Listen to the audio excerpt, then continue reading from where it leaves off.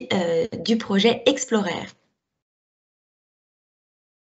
Merci Clémence, merci pour cette invitation ce matin. Donc comme ça vient d'être précisé, on va avoir un temps d'échange avec Rémi. C'est moi qui vais commencer. Pour vous parler donc du projet que nous avons lancé dans 2 régions. Tout d'abord à Castres dans le Tarn, puis à Marseille.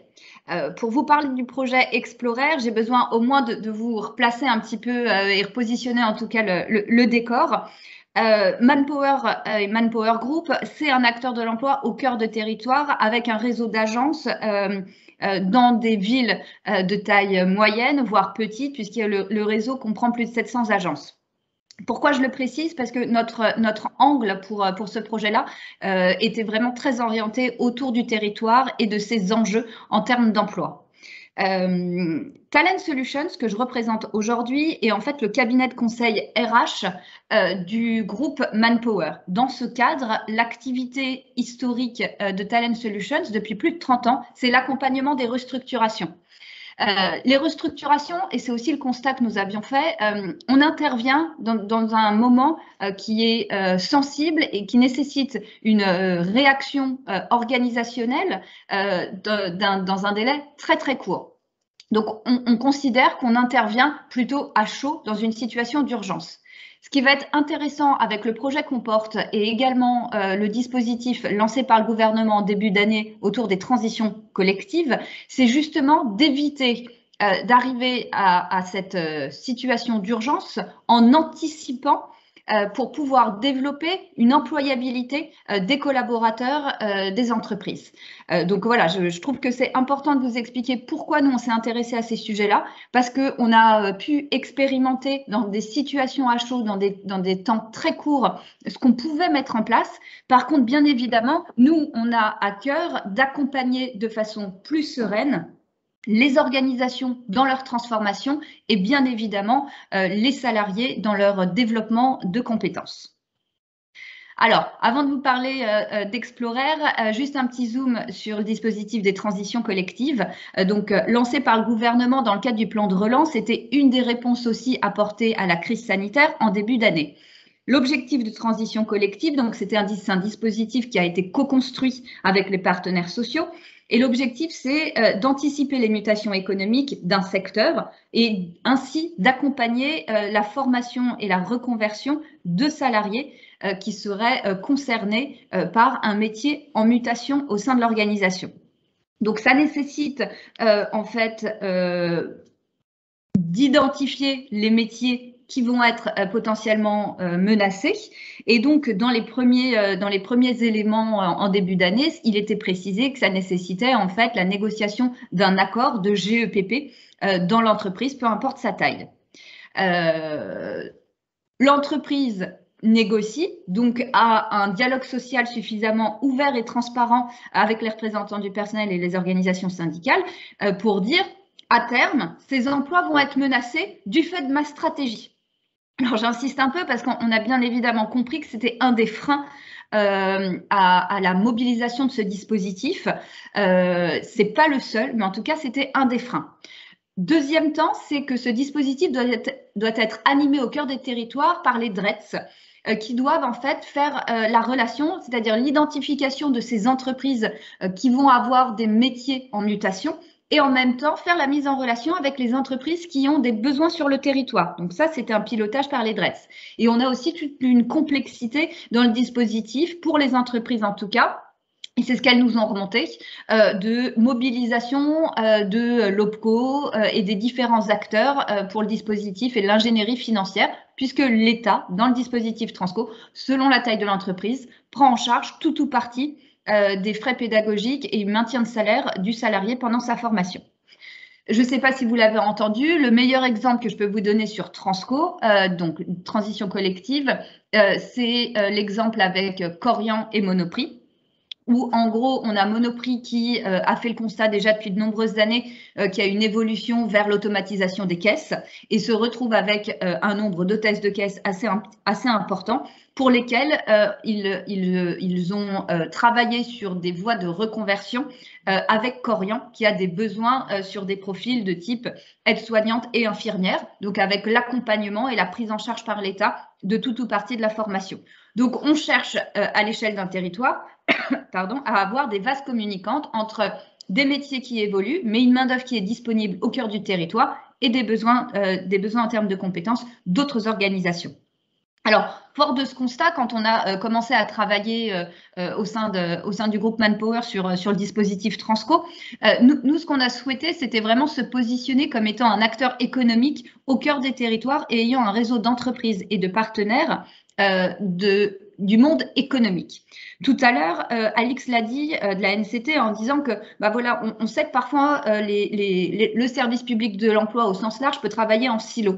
Nous, notre objectif, c'était de venir apporter notre dimension du monde économique en disant nous, on ne va pas forcément arriver avec l'entreprise qui a des emplois identifiés comme étant menacés, mais par contre, nous, on va se positionner en tant qu'entreprise qui va recruter et ayant un réseau d'acteurs économiques sur le territoire qui ont des besoins de recrutement.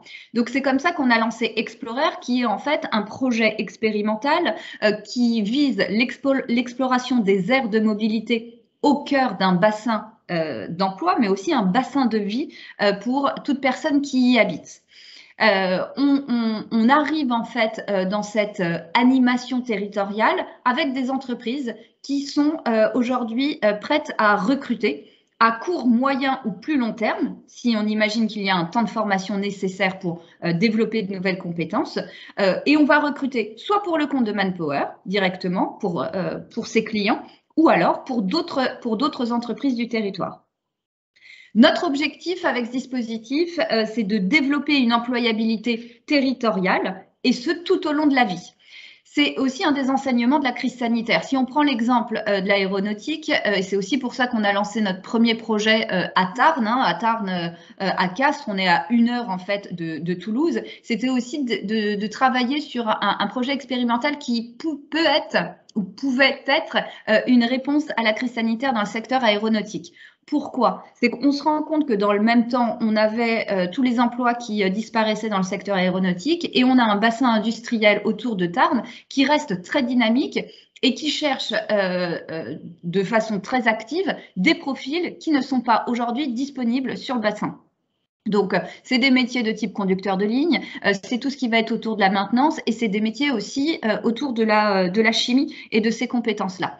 Donc, notre objectif, c'était de dire, vous voyez, dans le même temps, on va avoir sur un même bassin deux effets inverses et qui n'arrivent pas finalement à opérer par manque de compétences à un instant T disponibles. D'où le besoin finalement d'avoir des actions de formation et des formations de reconversion.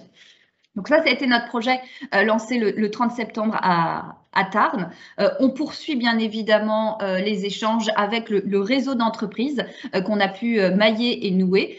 On le fait de façon, en grande relation et en grande proximité avec tous les acteurs de l'emploi territoriaux, puisque ce dispositif Explorer se veut être un connecteur des entreprises, des besoins d'un territoire et évidemment en relation avec tous les acteurs du service public des territoires. Hein, on ne se veut pas à côté, on se veut vraiment un fédérateur pour favoriser en fait notre objectif étant vraiment d'accompagner la croissance des entreprises, de nos clients, et ce par la montée en compétences et la mise à disposition des compétences nécessaires pour accompagner cette croissance. Un deuxième projet, et je vais laisser Rémi vous en parler un peu plus, qui est plus le local de l'étape que moi, ça a été lancé à Marseille le 17 septembre. Et donc, c'est un dispositif Explorer qui va, à la différence de ce qu'on a pu faire à Castres, qui va en plus croiser une filière. L'idée, c'était d'avoir un travail expérimental qui croise territoire, donc là on est plutôt le littoral PACA, et en même temps une filière, et je dis littoral parce que la filière qui a été choisie c'était la filière maritime, et notre objectif c'est vraiment de faire correspondre dans des temps relativement courts mais permettant la reconversion, ces besoins en main d'œuvre au cœur des territoires. Rémi? Il faut que tu enlèves ton micro. Est-ce que vous m'entendez? Très bien. C'est bon, bonjour. Oui, alors merci de votre invitation déjà. Alors, Jessie vous a dit pas mal, ben, l'essentiel hein, pour le coup. Ce que je peux dire, donc, enfin, moi je suis Rémi Braque, je suis en charge des activités de Manpower sur le territoire, la grande aglomérale Aix-Marseille, Vitrolles et Aubagne. Et ce que je peux dire pour rebondir sur ce que vient de vous présenter Jessie, c'est qu'en fait, on a depuis des années, on existe depuis 57 sur chacun des territoires où nous sommes présents aujourd'hui, et en fait, on a une très très bonne connaissance en fait du tissu économique, puisque tous les jours que le bon Dieu fasse, en fait, nous cherchons des compétences, souvent dans des délais courts pour les entreprises pour lesquelles nous travaillons. Donc ça nous confère effectivement une bonne connaissance et compréhension de ce qui se passe sur nos zones et sur nos territoires. Et c'est pour ça que je suis très attaché à la notion de territoire. Pour autant, par rapport, et je rebondirai après sur Explorer, sur Marseille, hein, sur la filière maritime, pour autant, je sentais, moi, sur les longues années que j'ai exercé à Marseille, je sentais qu'il y avait un manque, en fait, au niveau de notre réseau d'agences. Il nous manquait un partenaire, en fait, de la, comment dirais-je, de la dimension de face, pour qu'on soit beaucoup plus actif, proactif, auprès des politiques publiques de l'emploi.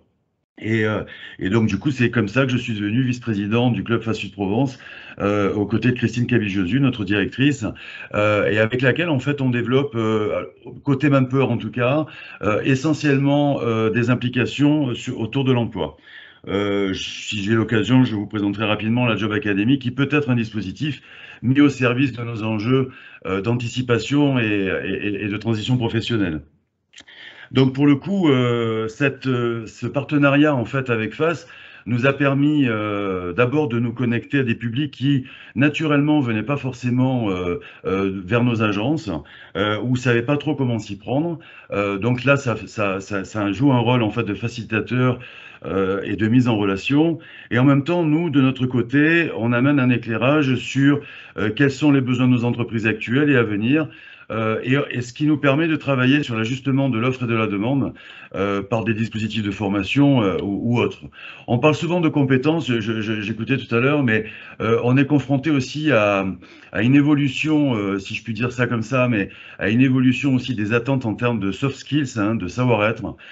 Et je pense qu'aujourd'hui, les savoir-être sont devenus à part entière une compétence aussi. Il ne faut pas le négliger dans les transitions professionnelles auxquelles nous allons être confrontés.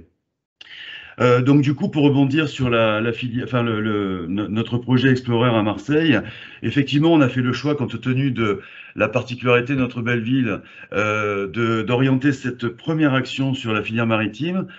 Force est de constater, lorsque l'on a présenté ce projet à Marseille, que, au travers de certains partenaires donc dans l'activité économique maritime, tous en fait s'accordent à dire qu'effectivement, ils sont confrontés à une véritable transition.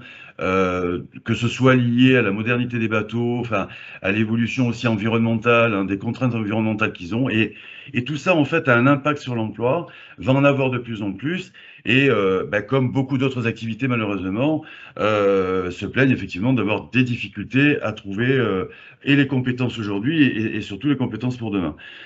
Donc en fait on va au travers de notre réseau d'agences et bien sûr avec notre partenariat avec notre filiale Talent Solutions, notre cabinet de conseil RH, en fait, on va jouer ce rôle-là, comme l'expliquait très bien Jessie, c'est-à-dire de rassembler, comment dirais-je, de fédérer autour de ces mêmes enjeux pour que ensemble, en fait, on mette toutes nos expertises au service de ces enjeux de l'emploi. Donc voilà. Donc je sais. Alors oui, il y a une info importante aussi dans le paysage, en tout cas de l'emploi. C'est que dans le cadre de ces actions-là et de ces enjeux, Manpower, au travers de notre président, nous nous sommes engagés aussi à être très impliqués dans la sécurisation des parcours professionnels. Et notre président s'est engagé à ce que l'on signe 2500 CDI intérimaires au cours de l'année prochaine. Alors, je ne sais pas si vous connaissez tous ce nouveau contrat, on peut plus dire nouveau puisqu'il existe depuis maintenant 5-6 ans, mais en fait, on CDIse un certain nombre de nos salariés intérimaires pour les sécuriser le temps qu'ils préparent en fait leur projet professionnel. Du coup, forcément, ça implique notre réseau d'agences auxquels ils sont rattachés. Ça les implique en tout cas dans une recherche de plein emploi et également dans une recherche de solutions formation pour les maintenir toujours en priorité, enfin, dans une employabilité quasi totale, quoi, par rapport à nos territoires. Voilà. Donc, complètement partie prenante de ce projet-là. Je suis ravi de la dynamique qu'Explorer lance déjà et va lancer, parce qu'on s'est rendu compte à la présentation à Marseille, Jessie, que ça recueillait en fait l'approbation de beaucoup. Et voilà, et ça ne sera pas qu'une présentation, parce que l'opérationnel de l'étape que je suis, je peux vous assurer qu'on est très focusé action, et donc j'ai hâte effectivement des étapes suivantes. Merci Rémi. Merci à vous. Effectivement, voilà, notre objectif en tout cas et notre préoccupation, ça reste de traiter de ces gaps de compétences pour que ça réponde au mieux aux enjeux du territoire et évidemment, comme on le disait tout à l'heure et Clémence également en introduction, pour éviter toute forme de précarité demain. Et on sait que on pourra le faire que si on prend un temps aujourd'hui, et ça c'est ce qu'on dit aussi aujourd'hui à nos clients, hein, il faut prendre le temps aujourd'hui de se poser la question des compétences qu'on a de disponibles aujourd'hui, celles dont on aura besoin demain qui vont évoluer en fonction de notre stratégie pour pouvoir justement éviter toute forme de précarité demain. Et ça c'est quelque chose qui est très important et que nous on véhicule auprès de nos clients et partenaires aujourd'hui. Nous travaillons donc activement avec Clémence dans le cadre du projet Upskill for Future pour accompagner, mais je pense que Clémence, tu vas en parler, en tout cas pour accompagner les entreprises partenaires dans justement l'identification peut-être de métiers sensibles, l'accompagnement en fait de projets expérimentaux. Et donc, on va animer des séminaires. Et donc, je le fais avec une de mes collègues. Et donc, je serai ravie de vous rencontrer à cette occasion-là. Merci. Merci beaucoup à tous les deux,